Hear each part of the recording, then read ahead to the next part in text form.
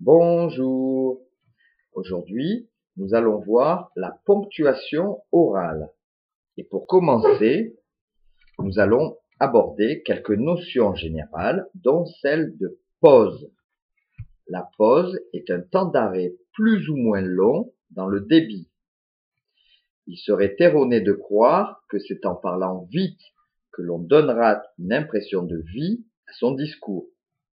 Bien ponctuer oralement, c'est mesurer et modérer son débit. La pause permet le découpage rythmique, le découpage du débit en groupes rythmiques.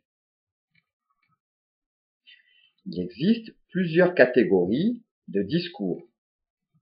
Parmi celles-ci, le discours conversationnel, le discours monologal. C'est à ce dernier type de discours que nous allons nous intéresser. Il est très similaire à celui de la lecture.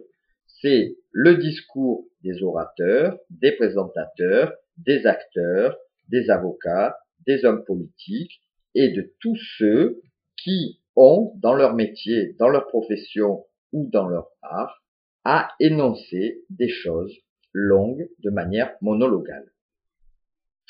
Nous allons donc voir premièrement la ponctuation orale et la ponctuation écrite. La ponctuation orale et la ponctuation écrite. Se fier à la ponctuation écrite pour bien ponctuer oralement serait une grave erreur. La ponctuation des auteurs est réglée par un code qui n'est pas celui de la diction. Tout signe de ponctuation n'exige pas une pause. À l'inverse, l'absence de signe de ponctuation ne dispense pas de ménager des pauses. Deuxièmement, la durée des pauses. C'est la logique grammaticale qui permet ou non une pause.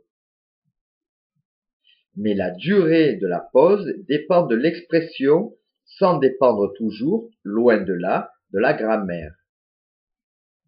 Il faut donc varier la durée de ces pauses, tout en sachant qu'une pause trop longue devient un silence, ce qui est une autre chose, qui s'utilise différemment. En conclusion, on ne codifie pas la durée des pauses, car elle varie selon l'expression du sentiment que l'on veut donner au texte énoncé. À présent, nous avons vu ce qu'il fallait savoir, voyons ce qu'il faut faire.